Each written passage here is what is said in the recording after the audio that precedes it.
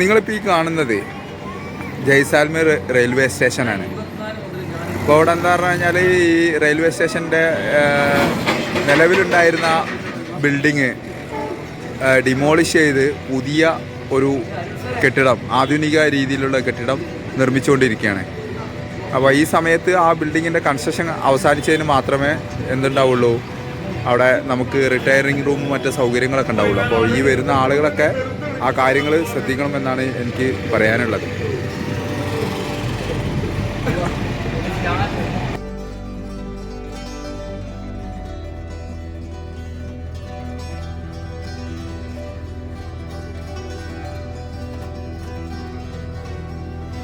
ഈ വീഡിയോ ഒരു റൈഡാണ് സത്യത്തിൽ.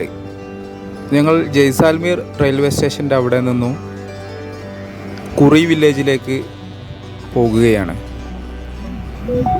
ഒരു എയ്സ് ഇല്ലേ, ടാറ്റൻ്റെ അങ്ങനത്തെ നമ്മുടെ സ്കൂൾ കുട്ടികളൊക്കെ കൊണ്ടുപോകുന്ന ഒരു വാഹനം, അങ്ങനത്തെ ഒരു വാഹനമാണ് നമുക്ക് വാടക കിട്ടിയത്. അതിലാണ് പോകുന്നത്, ഒരു തട്ടുപൊളിപ്പൻ വാഹനം. അതാണെങ്കിൽ ഡ്രൈവർ കത്തിച്ച് വിടുകയാണ്. വീഡിയോ നല്ല ഷെയ്ക്ക് ചെയ്തുകൊണ്ടുണ്ട്. അതായത് വളരെ ബുദ്ധിമുട്ടിയാണ് നമ്മൾ ഈ വീഡിയോ എടുത്തിട്ടുള്ളത്. പറപ്പിച്ച് വിട് പാപ്പാന്ന് നമ്മൾ സിനിമയിൽ പറഞ്ഞ പോലെയാണ്. ഡ്രൈവർ കത്തിച്ച് വിടുകയാണ് ഒരു തട്ടുപൊളിപ്പം വണ്ടിയും. പക്ഷേ ഈ പ്രകൃതി നമ്മൾ ഇതുവരെ കാണാത്ത രീതിയിലുള്ള ഒരു പ്രകൃതി ഭംഗി തന്നെയാണ് ഈ റൂട്ടിലുള്ളത്. മരുഭൂമിയാണോ എന്ന് ചോദിച്ചാൽ മരുഭൂമിയും, എന്നാൽ ചെറിയ രീതിയിൽ പച്ചപ്പൊക്കെയുള്ള ഒരു പ്രദേശത്ത് കൂടിയാണ് ഇത് കടന്നു പോകുന്നത്. അതുകൊണ്ടാണ് ഈ വീഡിയോ ഞാൻ യൂട്യൂബിൽ പോസ്റ്റ് ചെയ്യുന്നത്. എനിക്ക് വളരെയധികം ഇഷ്ടപ്പെട്ടിട്ടുണ്ട് ഈ യാത്ര. നിങ്ങൾക്ക് എത്രത്തോളം ഇത് ഇഷ്ടപ്പെടുമെന്ന് എനിക്കറിയില്ല, പക്ഷേ മനസ്സിൽ വളരെയധികം പതിഞ്ഞ ദൃശ്യങ്ങൾ തന്നെയായിരുന്നു ഈ കുറി വില്ലേജിലേക്കുള്ള യാത്രയിൽ.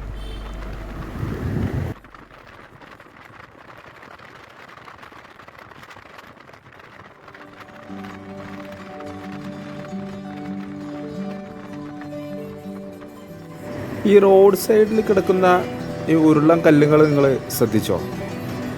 നമ്മൾ ജയ്സാൽമീർ ഫോർട്ടിനകത്തൊക്കെ പോകുന്ന സമയത്ത് ഗോൾഡൻ കളറിലായിരുന്നു ഈ സൂര്യപ്രകാശം അടിക്കുന്ന സമയത്ത് ഒരു ഗോൾഡൻ കളറിലുള്ള ആയിട്ടായിരുന്നു നമ്മുടെ ജയ്സാൽമീർ ഫോർട്ട്, അതേപോലത്തെ ആ വഴിയിൽ പോകുമ്പോഴുള്ള വീടുകളൊക്കെ കണ്ടിരുന്നത്. അതൊക്കെ ഈ മരുഭൂമിയിൽ നിന്നും കുഴിച്ചെടുക്കുന്ന അല്ലെങ്കിൽ വെട്ടിയെടുക്കുന്ന ഈ കല്ലുകളാണ്. ഈ കല്ലിൻ്റെ കളറാണ് ഈ പ്രദേശത്തെ ബിൽഡിങ്ങുകൾക്കൊക്കെ ഒരു സ്വർണ്ണ കളർ നൽകുന്നത്. ഈ പ്രദേശത്ത് നിന്ന് ഇങ്ങനെ വെട്ടിയെടുക്കുന്ന കല്ലുകൾ ഈ മരുഭൂമിയിലെ കല്ലുകളായതുകൊണ്ടാണ്.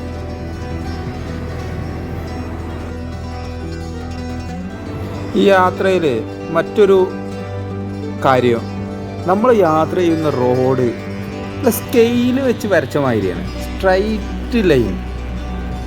ഒരു ചെറിയ തിരിവൊക്കെ കിട്ടണമെങ്കിൽ, ഒടിവ് ഉണ്ടാവണമെങ്കിൽ കിലോമീറ്ററുകളോളം യാത്ര ചെയ്തിട്ടാണ്. ഒരു എന്താ പറയുക, നേർരേഖ പോലെ കിടക്കുന്ന റോഡ്. ഡ്രൈവർ എന്താ പറയുക, പറപ്പിച്ച് വിടുകയാണ് വണ്ടി. ചെറിയ റോഡാണെങ്കിലും സ്ട്രൈറ്റ് റോഡാണ്. ഒരു ഒടിവോ തിരിവോ ഒന്നുമില്ല. വളരെ അപൂർവമായിട്ടാണ് ഒടിവും തിരിവൊക്കെ ഉള്ളത്. ഇങ്ങനെയുള്ള ഒരു റോഡ് തന്നെ നമ്മൾ ആദ്യമായിട്ടാണ് കാണുന്നത്.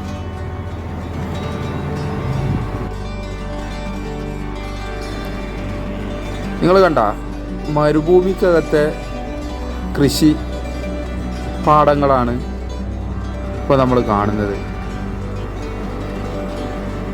നമ്മൾ ഈ യാത്രയിൽ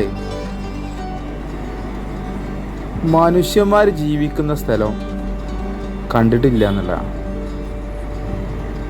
കണ്ണെത്താ ദൂരത്ത് നോക്കിയാൽ പോലും ഒരു സംഭവമില്ല. ഒഴിഞ്ഞു കിടക്കുന്ന സ്ഥലം. ആകെയുള്ളത് വിൻമില്ലുകളാണ്. കുറേ വിൻമില്ലുകൾ നമ്മൾ കണ്ടു, വൈദ്യുതി ഉൽപ്പാദിപ്പിക്കുന്നതിന് വേണ്ടിയുള്ള. റോഡിൻ്റെ രണ്ട് ഭാഗത്തേക്ക് നോക്കുമ്പോഴും ആരുമില്ല.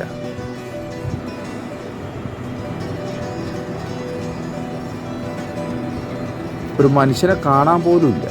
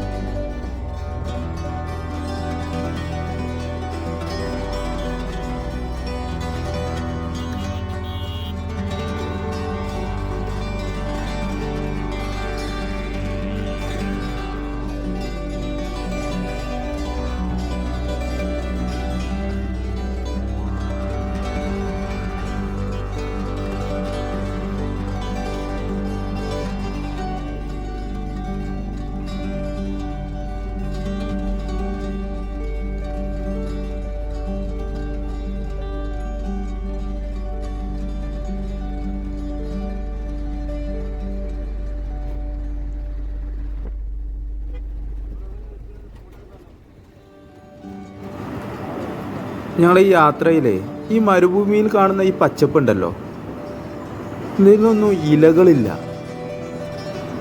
പല പ്രത്യേക രീതിയിലുള്ള തണ്ടുകൾ മാത്രമാണ് പല ചെടികൾക്കുള്ളത്.